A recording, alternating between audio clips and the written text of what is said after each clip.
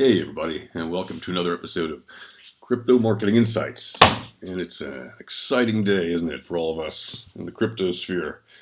So just to remind you all, this show is about crypto marketing and marketing on the blockchain and the impact that blockchain and crypto have on marketing. So I'm not giving you any financial advice, of course. Do your own research if you're doing any kind of investing stuff in crypto. That's not what I'm here to talk about. If you want that stuff, go elsewhere. I do talk about the markets, obviously, and such, but not from a purely TA point of view, and definitely not from an advisory or point of view or something like that. This is just my opinions and for entertainment and research. So, what's going on? Well, we know that the markets have been doing quite a leg up on the whole price for Bitcoin. And we've actually seen Bitcoin earlier today hit $7,446. When I looked at it on CoinMarketCap a couple hours ago, I did see that there was a touch around that price some time ago in the overnight hours, or well, it's still the overnight hours if you're in the US. If you're in Europe, it's already daylight. And if you're in Asia, it's already capping out your day. But yeah, we did see, and even in this most recent hour, a touch around 74 something, and yeah, so we've been in the 74s, but we're currently sitting right under 7,394, right around that price, 7,390, whatever. It keeps moving, and what's interesting about that, and the price, again, is not relevant from a marketer point of view day to day, but it is obviously important to keep a track on the prices because it impacts your ability as a marketer, obviously, to execute your campaigns. You need to reprice things if you obviously have that done automatically, but if you don't have it done automatically, this should behoove you to do it. You need to adjust any kind of messaging you might have, anything that was potentially significantly more bearish in tone, for example, any kind of advertorials or op-eds you might have out of the way. You may want to readjust tone in marketing messages to address the current wave of optimism. So you'd want to put something in there. Yes, of course, you want to write about optimistic things, but it doesn't hurt to temper it with a grain of reality, right? So if you're, putting out one of these newsletters or YouTube shows, or if you're pumping out information to crypto investors about how they can, make gains or whatever in the coming bull run, then your job as a marketer, right, is to present that material in a realistic, if optimistic way, right? You don't want to be overly optimistic and promise things that cannot happen, right? And you don't want to promise things that you can't promise also. So be careful with that, because the thing is, when there's growing optimism, there tends to be growing, let's just say, not paying attention so much to the rules about how things should be marketed. And the unfortunate thing with that is that eventually someone won't like that, and that someone might be someone with authority and may cause you to have a very unpleasant time. So you want to make sure that your marketing messaging is not only up to date, but always maintains best practice, best ethics, best all of that. It's not a lot to do. It's not difficult. It's a very simple thing. Just think about it this way. Does it pass your grandma's smell test? If you can explain this to your grandma, and I'm not kidding, if you can explain this to your grandma and she says, oh, that sounds totally legit. I mean, obviously your grandma's alive, right? I'm just saying, if you explain this to somebody not in their youth, who isn't necessarily super friendly with technology, but can definitely have a conversation and understand about something like new technology, and it's somebody who has traditional values and all of that. I'm just giving you as an example. If you can have a conversation with somebody like that, and they can genuinely understand what you're doing in your marketing campaign, and they get it, and they don't think it's shady or weird, then you've passed the grandma test, right? The smell test. If you can't pass that, or the mom test, or whatever you want to call it, if you can't tell your mom what this is with a straight face, and she's, without her saying that sounds shady, or that sounds strange, or I don't understand, well, that doesn't sound straightforward. Whatever the thing is, it didn't pass the smell test. You need to go back and revisit what you're working on. So it should be really simple. Um, you know, be straight up is the bottom line. Be straightforward.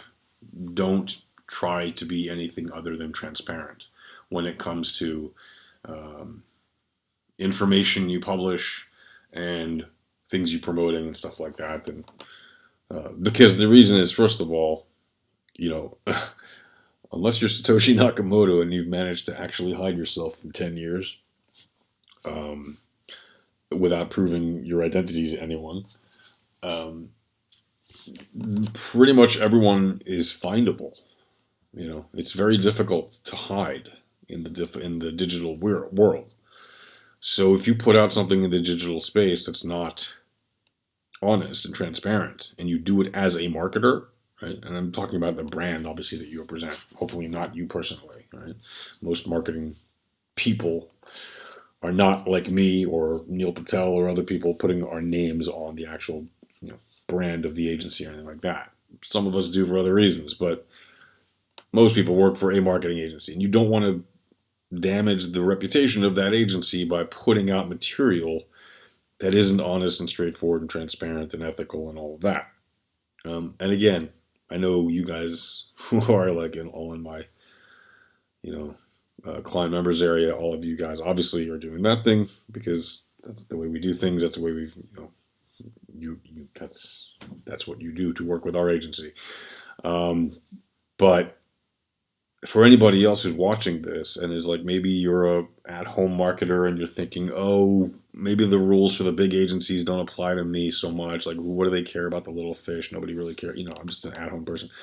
The thing is, the rules apply to everyone. So yeah, you might get away with stuff for a little while if you're like a tiny little marketer, and you can say some things that you shouldn't maybe say because nobody will really see it. So it doesn't really make a difference. But the moment you start actually getting any kind of attention, right, beyond just the target that beyond just the reach you've been targeting, the moment that starts to trickle out and have any knock-on effect and other people are checking it out, then you will get attention from people you did not expect, and it might not be good if you're doing things that aren't good. So that's why, I always advise, it doesn't matter how small you are. It doesn't matter if you're sitting at home, starting your own idea and thinking, I'm going to be a big marketing agency someday, or it doesn't matter if you already run a small marketing agency and you think, oh, well, we just do tiny niche stuff and, we have a little bit more leeway. No, like you really don't. And if anything, it's the small firms and the mid-sized firms that have to be the most careful, like far more than the big firms, actually. Why? Well, because, okay, here's why. If a big firm gets caught doing something unethical, unfortunately, we live in a world where you can get out of a lot of trouble with just, money.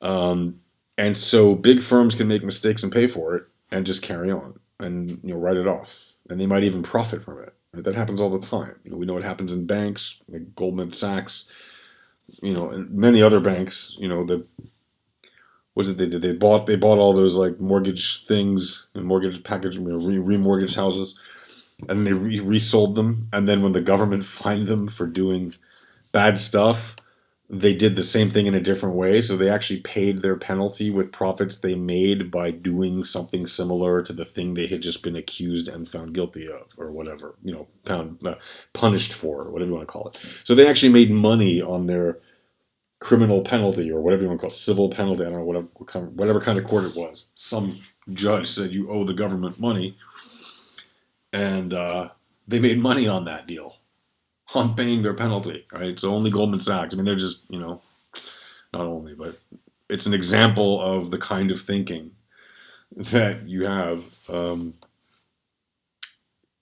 when there are, how do I say, when people break rules. If the company is big enough, they sometimes just don't care.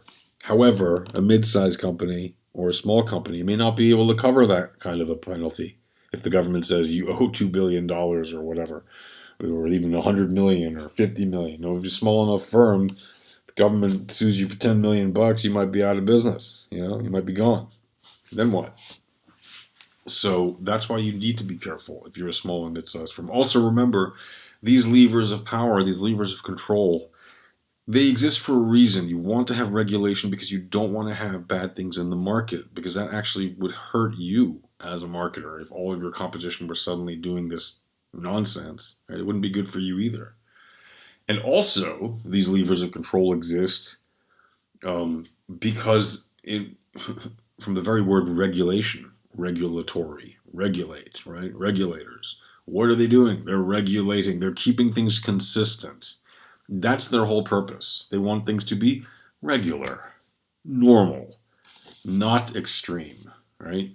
So their very existence depends on their ability to maintain normality in a marketplace, right? As regulators, let's say of the FCC, the SEC, the FTC, CFTC, all that stuff, all the different government acronyms, alphabet soup. They are intent on carrying out, their mission, which is important, really, for maintaining society the way it is.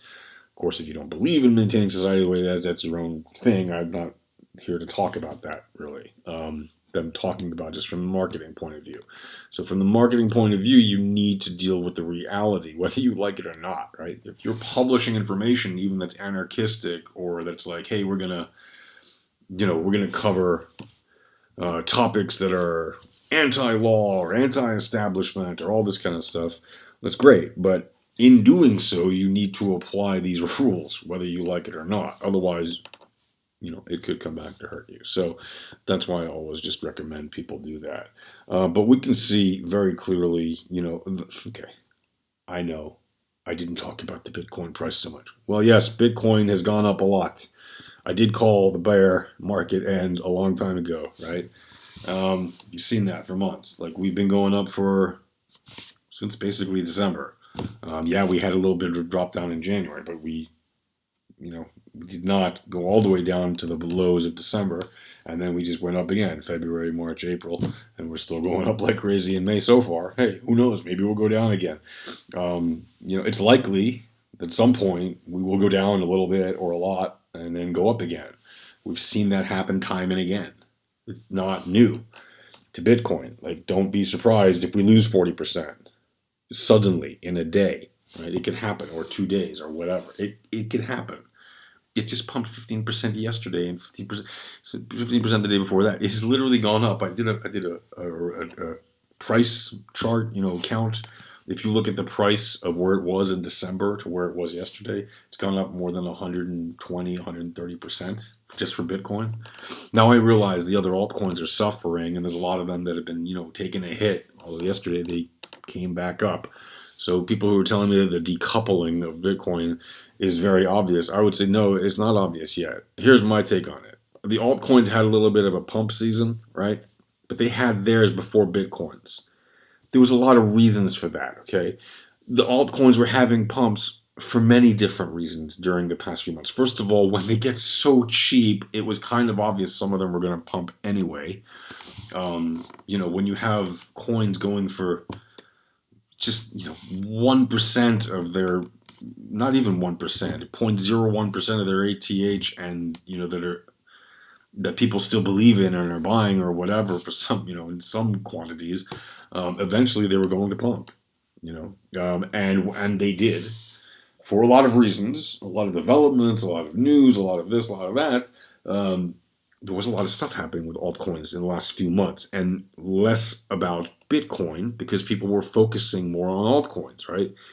And yes, there was the focus on the price of Bitcoin, but everyone kept talking about Bitcoin as if are we still in a bear market? Are we still in well, no, we're not. It's over.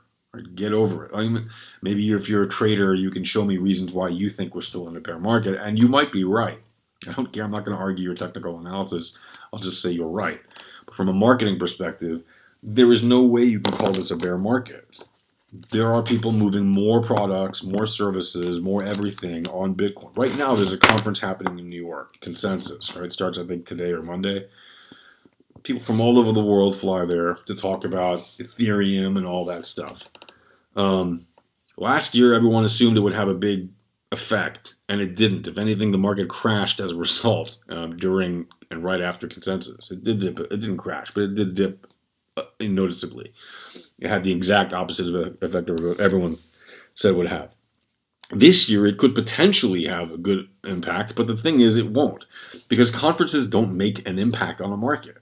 Conferences happen every day, and you really have to release something very massive. Like, there needs to be a seriously newsworthy piece of something happening at an event for it to have any impact on a market that's in the billions of dollars and the hundreds of billions of dollars. And I know Bitcoin and crypto are still a tiny market, but it's still hundreds of billions. And if you want to move that kind of money around, you need to have more than just 10,000 geeks show up at a hotel in New York for 2 days and talk about business deals and networking and shaking hands and trading business cards. Like, that's not how, we won't on that day see the biggest of all things, right? But could it lead to more business deals that can eventually cause things to grow in the market? Yes, absolutely. That's why conferences exist, apart from making the conference promoter a good business. They actually exist. The purpose of the conference is just to bring people together to do deals. Right? So if you've never been to a business conference, I highly recommend them if you're interested in finding deals. That's where they are. In many cases, like en masse. It's just like going to a mall full of deals or a hotel lobby full of deals. And you can just, pick and choose, shake the right hands, swap the right cards, and you're in business. But, whether or not events like that have any impact on the market, again, is short-term because it's an event and then 3 days later it's over. So that's why you really should not look to events to indicate to you when is the right time for you to put things into the market, right? Events that are pre-planned, scheduled, whatevers, like conferences, as great as they are and as important as they are for if you have press releases to announce, it's great to do them at events. People will spread that like wildfire. You'll get coverage like you never thought you got. It's way easier at one event with 100 other companies there to distribute your press release personally. Just shake everyone's hand and say, hey, check this out, and just go say hi to everyone and shake their hand and distribute your news. You will get, just so much more coverage than you would have had you just tried to release it online via email or web posts or whatever to people you don't even know, right? If you distribute it to people who paid hundreds or maybe even thousands of dollars or even in some cases tens of thousands of dollars to go to a conference to do business, and you successfully give all of those attendees your press release, that has so much more value than just throwing it up on the web or even paying PR Newswire to throw it out into the wind where probably no one will ever hear it, right? So, and I'm not against PR Newswire by that. I find those kind of services actually extremely useful. I'm just saying it's much easier to get the relevant attention you want as a marketer with your press release to do it in person, right? If you have that opportunity. But with all of that benefit, like I said, that will not make the market move one way or the other, right? It may help your business, but it won't make the market move. It won't cause Bitcoin to suddenly be 20 grand again tomorrow, right? I highly, highly, highly doubt it. Is anything possible? Yes. Is it likely to hit all-time highs tomorrow? No. But we are seeing the continuation of the rise of slow but sure adoption. Okay? And the proof of that is, here's before we even get to that. You know what? We'll do it this way. The slow and steady rise to adoption is leading to things like the HTC blockchain phone, which, in case everyone's been covering the HTC blockchain phone as of the last 24 hours, they've been all basically saying that there was. I'm going to mute this hopefully, but they're all basically saying that this is a new. Excuse me for the noise. Well, I'm just going to close that. It's being annoying. There was a piece of news. Basically, HTC is releasing a Bitcoin node-capable phone, meaning you can have a mobile phone from HTC in their next release that you can actually run and host a full Bitcoin node on. The caveat is, first of all, it's not really an entire full Bitcoin node. It's what's called a pruned Bitcoin node, which is still amazing and obviously a step towards complete full nodes. But would you even need a full node on an actual mobile phone? I'm not sure if that even makes sense to have one, because it would just maybe kill your battery so fast if there's a lot of transactions. But a prune node is really actually a significant, amazing step, right? But the thing is, everyone's reporting it as if it's news. I mean, it was in Forbes magazine, right here. It's in Forbes magazine. They covered it. It was in, a bunch of different, I think, what is it? So TechCrunch, maybe it was in TechCrunch.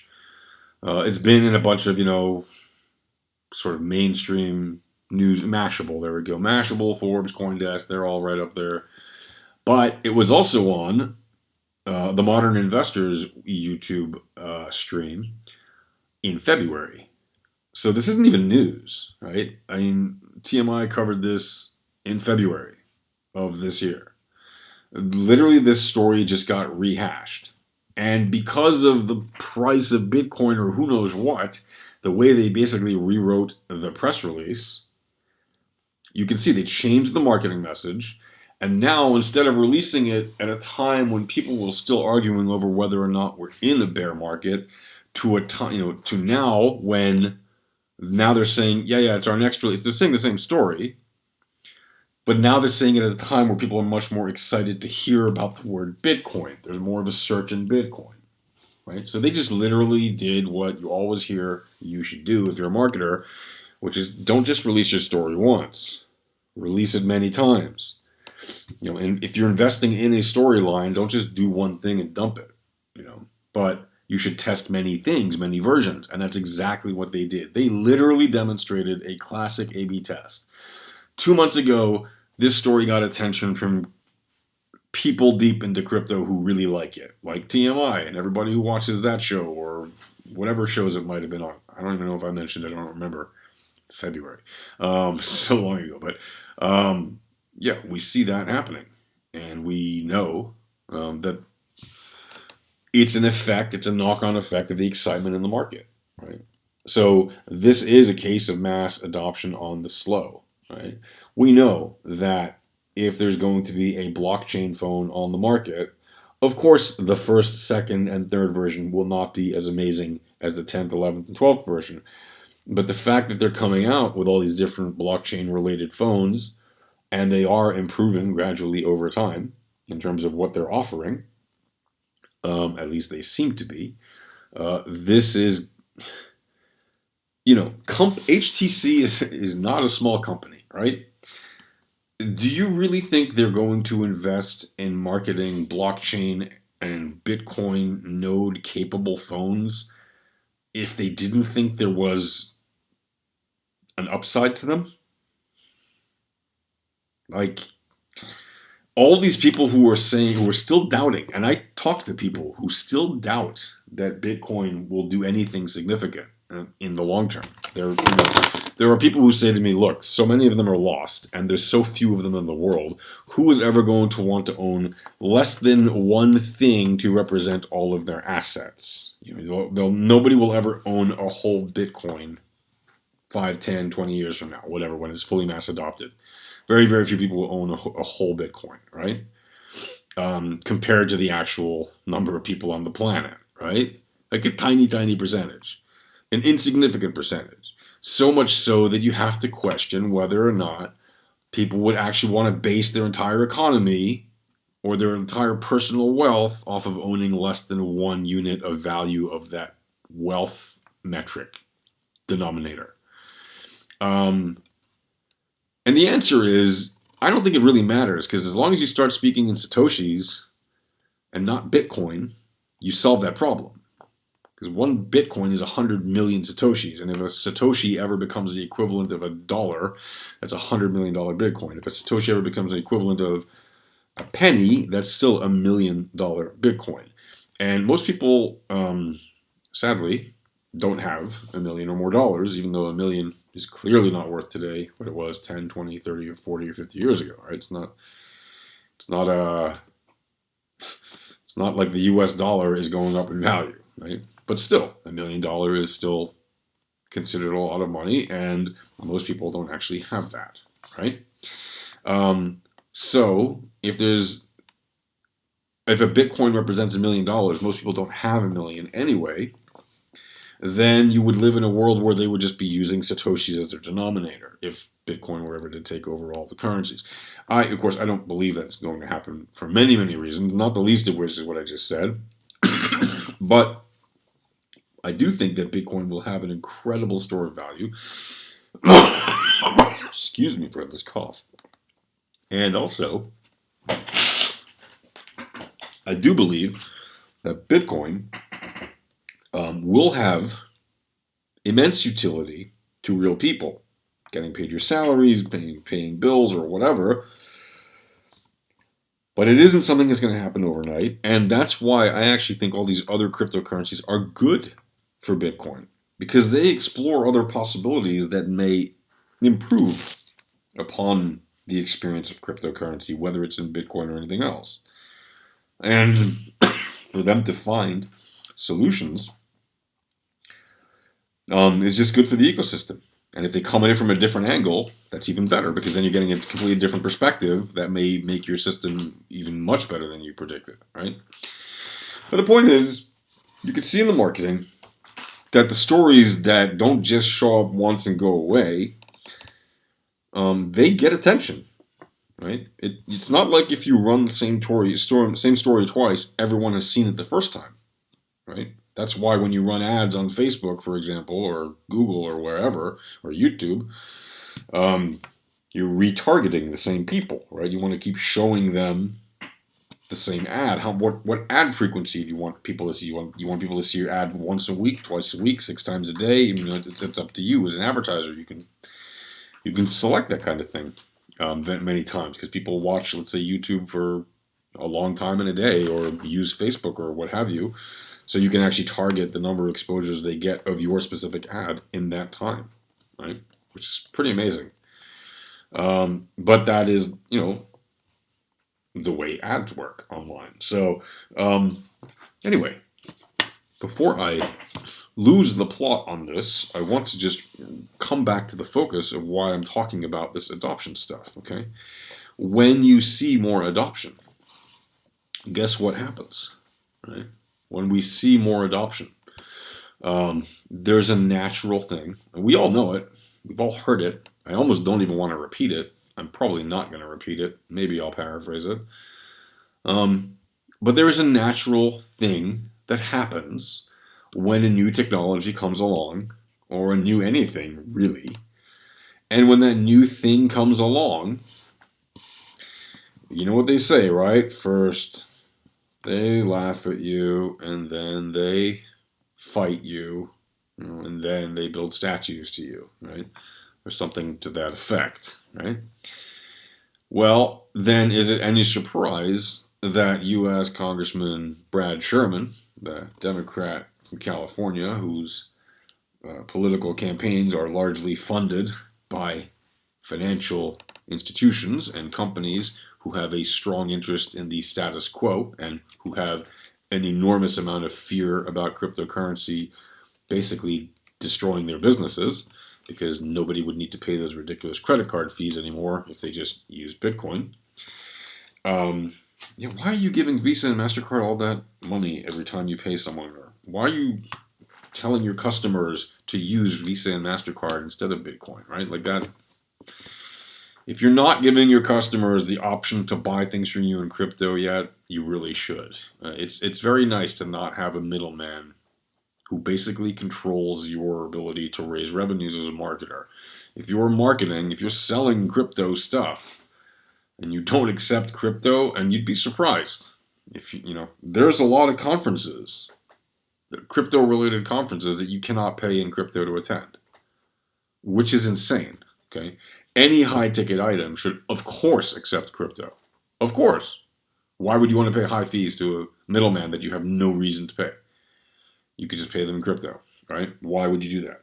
But people do, right? There are companies that still don't accept crypto for a lot of reasons. But if you're a marketing company, or if you're a marketer marketing your clients' stuff, and you're selling high ticket, like really high ticket items, cars, houses, whatever, or expensive financial products or what have you, there is no reason to not accept crypto at this point, right? Unless you live in some place where it might be dangerous for you to do that or something. But I really can't think of any place where, if you're marketing online, you can't accept crypto because you're online. So if your online presence is an issue, well, then move your website hosting to another country, incorporate in that other country on paper or whatever, have some local, business run it for you or sell it to, what the point is, there's always ways to manage a business without having to worry about a specific jurisdiction. Right? You can always find ways around a specific jurisdiction, like don't be in it. Be somewhere else. If you choose to stay in a district that has, or a jurisdiction that has particular challenges that are against your desires, bear that in mind as you push forward to seek the change you want in that society. Bear in mind that it may make it much more difficult for you to achieve your goals as a marketer.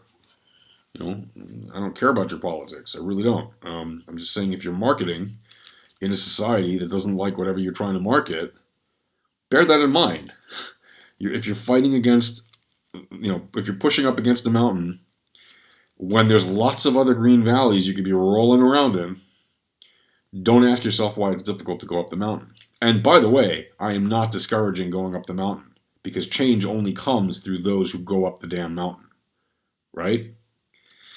Change doesn't come from happiness that never does anything. If you just sit around under the perfect, shady tree in the sunny day or whatever, and you just stayed like that forever, and nothing changed, it was always like that every single day, you'd never do anything, right? You'd never advance. You'd never see the world. You'd never learn things. You'd never understand people's perspectives. And, again, I'm talking about for marketing perspective. You need to keep in mind that you want to always enrich your views as a marketer. Why? Well, because it helps you tell the stories better. And storytelling is critical to marketing, right? Just like storytelling is critical to marketing any cryptocurrency or anything else you might have ever marketing, it doesn't change just because we have a new technology, right? And as a result, when we have adoption, what do we have? Resistance, right? It's just like trading the charts. It's really no different. You'll notice the more Bitcoin goes up in value, the more people call it evil and this and that. It's just the way people are, because they're afraid of the thing that's new and they don't understand. Or it's because they have hypocritical agendas, like this guy from California, Brad Sherman, who clearly understands 100% that Bitcoin basically wants to shake up the system, right? It is designed to do that, and there's nothing he can do about it. And it is not just laughable that a congressman would do this. It's actually sad and distressing in a little way, because it means that our beloved elected officials are completely out of touch with the world we live in, and they are desperately trying to cling on to their old power structure. But here's the thing, they're going to cling to that. You know why? Because they have the damn guns, right? So you can try, but not many people are going to win that fight. The thing to do, and I'm not saying be submissive and acquiesce to all their ridiculousness. No, you need to call the congressman's office and tell him, hey, this is a ridiculous policy. Please stop it. Okay, but here's the thing. What if he decides, okay, we can't make it illegal because Americans just won't have that, but we're going to put other restrictions on it. And slowly but surely, mission creep starts to happen. The regulatory agencies start taking over with more and more conditions for trading, buying, selling, creating, working with, whatever, Bitcoin and crypto across the United States. Think of the damage that would do to the American economy in the next 5 to 20 years. 10 years ago, Bitcoin didn't exist. Now the thing's worth $8,000, right? Think of the damage that would do potentially to the American economy if every other country takes leaps and bounds going ahead with implementing mass adoption on technology that is literally changing the way people interact with assets, value transfers, money, contracts, smart contracts, whatever you want to call it. All that stuff, all that fintech, all that alt-fi, all of it is changing, and America wants to stay behind. That is the surest signal of the death of an empire. When you reject the new form of money because you think that the only kind of money that's valid is the kind that your government has been issuing because you have been the power with the gun. But you know what happens when that power shifts because other people become the richest people? Then you lose the power of the gun. And may I remind you, America is not the biggest country. And America does not have the biggest population. And it could very well be that America will not be the leading economy in the next or even in this century. China, Japan, other countries in Asia, even India, But China could easily become a destabilizing force to the United States. Easily. Okay? You want to write off Russia and say they have an old rusted army and they're not worth anything and they have a terrible economy and they're nothing compared to the US. Fine. Don't tell me that you think China cannot destabilize the American superpower status. They are absolutely the one country that can do it, right? Why does this matter to you as a marketer? And you're thinking, why am I listening to politics crap about marketing? It matters to marketing because, okay, if America is the superpower today and it's the number one economy today, where are you going to market everything first? America, right? Great. What happens if in 20 years from now, after America has made illegal cryptocurrencies and everything else, the number one country in the world in the space might be China? I'm just saying. What would you do then? Who would your number one market be then? How the hell would you even market there if you're not familiar with the culture or the language or the people or the anything? How would you do it? Right? You need to bear that in mind. There are massive consequences for the United States attempting such an insane move, which is why I don't think it will happen. Not just that. Also, there's no shortage of really smart people with a lot of influence, a lot of money, and some political power who certainly can pick up the phone, call up this congressman idiot. No, did I say congressman idiot? I meant idiot congressman. That's the technical term. He is an elected jackass, so I am allowed to say that. Literally, he is a jackass, right? He's a Democrat. That is their... I'm not being rude, right? I'm just being accurate, right? So this elected jackass decided that he would decide to take on cryptocurrency, and these people might, call him up and say, hey, you don't have a chance of doing this, and you should stop because this is nuts. You're going to destroy many things that are very important, and we won't allow that to happen. But he can still make a lot of noise, and he can rattle a bunch of people, and he can get on some regulatory bodies' cases and tell them, hey, I want you to be annoying here. Right? He's not without power. He is a congressman. Right? He does have some influence. So keep it in mind. Don't think we can just laugh him off. It's funny to meme him away, but he won't actually go away like that. Right? For marketing blockchain and crypto projects successfully, we will need these kind of people to not make these kind of ridiculous attempts. But we need them more than that to understand why this stuff is so important for not just the economy, but also for their personal politics. Because what if these guys were accepting cryptocurrencies for their political contributions? Right? Why shouldn't they accept Bitcoin? It's on the blockchain. It's not like it's, hard to trace anybody. Right? If you're accepting contributions from the average American who buys their crypto on Coinbase or whatever, maybe Binance, um, why couldn't you accept that? There's no reason. I think it would be really funny to send the guy one Satoshi. Everybody, send him one Satoshi if you have one. If you don't have one, oh well. But a Satoshi costs, fractions of a penny. Tiny, tiny fractions of a penny. So, everybody send him a Satoshi. Why? Because it's more expensive for him to send it back than to keep it. But if he keeps it, he's a hypocrite. Right? Maybe he won't get a lot that way, right? But it'll be a funny prank. And political pranks are noteworthy. And if you're marketing something, you can exploit funny, good-humored, well-intentioned, wholesome pranks on politicians. There is nothing wrong with that. They are literally public officials. We literally choose them to represent us so that we can use them as goats for the story. And a goat is either the greatest of all time or the goat. It's either a good thing or not a good thing, right? So you can be the hero or the goat in any story. And a public official is chosen to represent that. They are chosen to make these laws. They are chosen to legislate and represent their constituents. And that means skewering them with pranks, not physically skewering anyone, ever, but politically, in an editorial, lampooning, cartooning type sense, caricaturing them or skitting them, or comedy sketches and stuff. All that is par for the course. They actually like that. Right?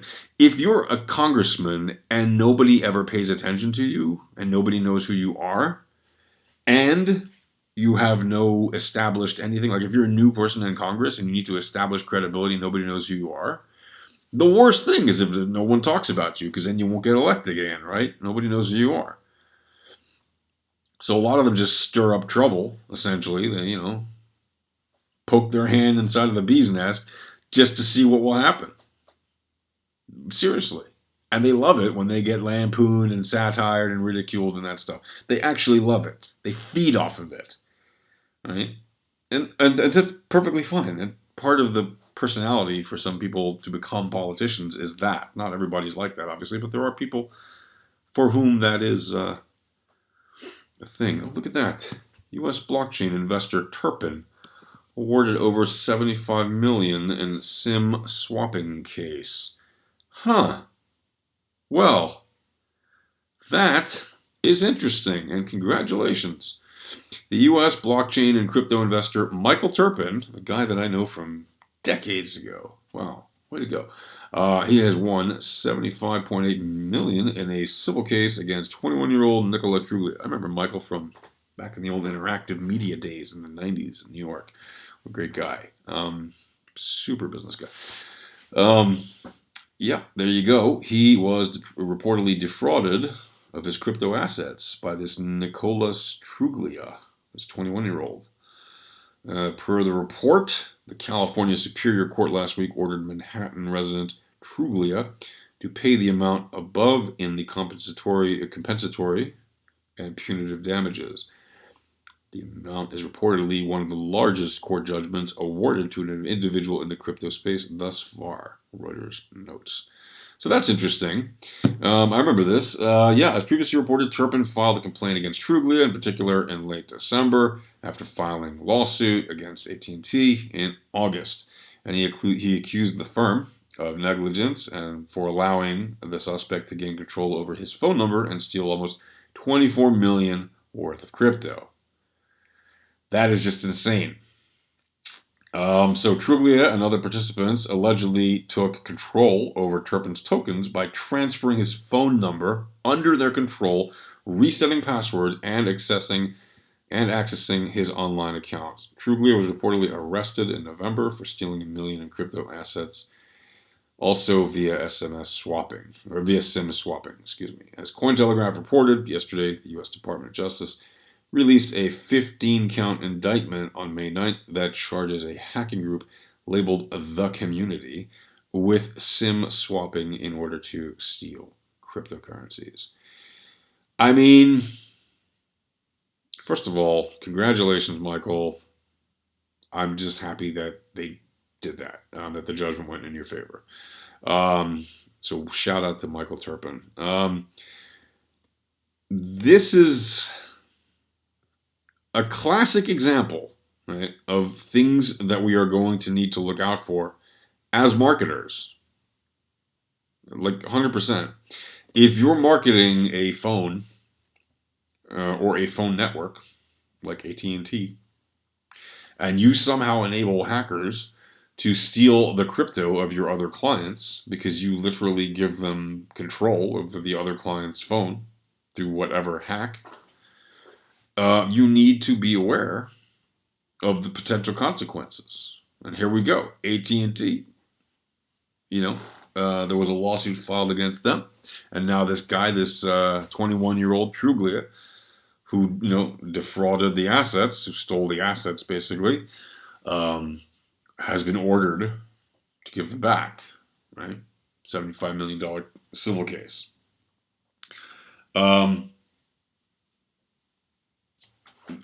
That is not small change, and you see there, if AT&T had to pay that $75 million, not a problem, right? But for an individual, well, this individual is a bad guy. He deserves what's coming to him. But if you were a business, this is exactly what I was talking about earlier. This is exactly why it's important to be ethical. Do you really want to end up like this idiot who got his ass handed to him by a court because he stole crypto from Michael Turpin? I mean, just don't do things like that. Don't be somebody who thinks that that is the way forward for you, because that is not. And that obviously was not a marketing case. This guy is just a thief, right? That's a whole different story. But it's the same principle.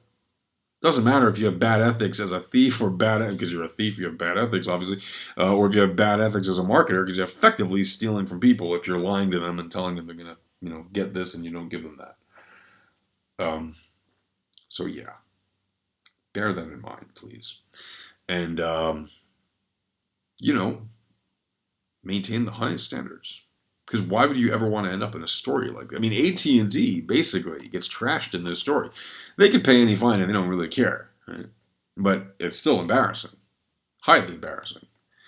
And they have to run a lot of PR about it, and a lot of marketing, make sure everything's good and well, so that this kind of can get eventually put compartmentalized into its spot in their archives, and then they just continue on with the rest of their lives. But if you were marketing something in a way that could lead to problems like this, you desperately want to avoid this. And I mean desperately. You don't want to end up on the bad side of a story like this.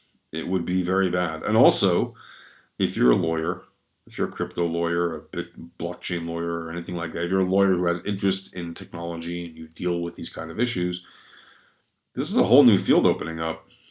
You should have your law firm dealing with marketing about your blockchain experience, your blockchain practice, your crypto practice, your Bitcoin, whatever it is you're working with as a lawyer. You should be beefing up your portfolio now as much as possible. Maybe writing, whatever papers you need to write, getting published, or doing work for somebody in the field that has experience if you're a younger lawyer or something like that. These are good times if you run you're working in a small law firm and you have you guys want to grow or something like that. These would be the times to talk to marketing agencies that actually have done work with law firms before, and say, okay, what it is that we can actually do with you to make our law firm stand out more. And there are a lot of things specific to law, that are different, right, than marketing other things. But let's just say this whole new field is a massive opportunity for many industries and cottage industries and support industries, and ignoring it would be, I consider, unwise. So, yeah, I think this is a great time to be getting into the Bitcoin, blockchain, cryptocurrency thing. But I don't think you should jump in and FOMO in, right? I think you should absolutely do your research and know what you're talking about if you're interested in getting into the space in any way and if you're not yet in it. Because this can do so much for you. But if you don't know what you're doing, it can really not be good for you. Because you could screw up if you don't know how to handle your private keys, for example, right? And you think it's easy, and it is easy. But even the smartest people screw up in this. Is that like no joke? I've screwed up in it. I'm not the smartest people, but I'm not Donald Trump, so I can't say I'm the smartest. Yeah. But look, even Binance screwed up. Binance, the biggest cryptocurrency exchange in the world. So don't tell me it can't happen to people. It happens to people all over the place, and it happens to companies all over the place.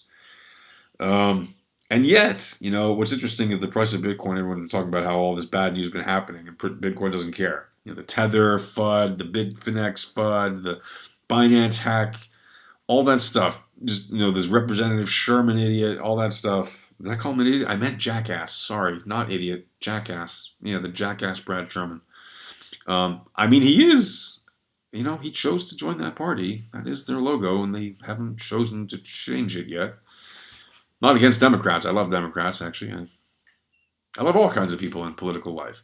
And I love to make fun of them, too, because I think it's deserving of it. Politics is ridiculous. But it happens. So, yeah. All right. I know I'm going on a lot. I'm trying to answer these questions. That's why I'm kind of all over the place with these answers. But the people in the members area are on rapid fire mode because the price of everything today is going nuts, and I guess they're asking questions about many different topics. I did see something very funny. Yes, I will mention it in the public YouTube channel.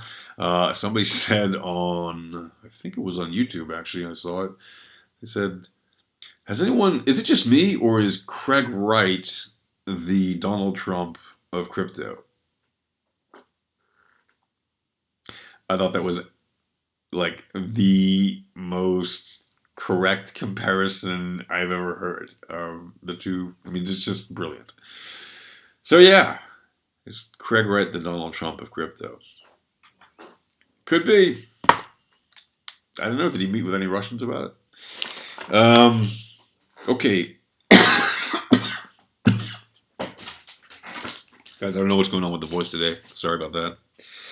We're going to carry on this meeting with a special guest in the members area. So they're actually going to take over the reins today, and I'm going to leave you in their good hands. For those of you on YouTube, thanks for listening again. And I hope you've all had a very wonderful weekend. Everybody always says, don't trade on weekends because the Bitcoin doesn't move, it's all bots on weekends. I can tell you, I don't think that's the case right now. We're seeing a lot of real trading. And people, oh my goodness, look at that. Bitcoin is currently sitting at, so just where are we at the current end? 75.03. Well, that's it, folks. We've broken the $7,500 line. So much for that. Let me just tell you, if you haven't been looking, I don't know if you're interested or not, but there's really very little resistance along the way. Now, we're in a very high zone. It might be a while before we see real resistance. I still think we're going to, possibly drop. We probably should for the health of Bitcoin, and just drop a little and then go back up. You don't have to. I'm okay if it doesn't. I'm okay if it does. I don't really care either way. But as a marketer, I think the market will do better if the price doesn't go so hyperbolic, because then we're just likely to see it crash hard again. But hey, that's the way Bitcoin does things, so be prepared for it if it does. Bitcoin does not care what you think. It just does what the math indicates. So, With that said, folks, have fun. Enjoy these wild, amazing times we are in with cryptocurrency and the blockchain. Hope you're all doing great. Hope you're all having fun and, yeah, getting some good Bitcoin value in your wallet. And that's it, folks. So until next time, take care.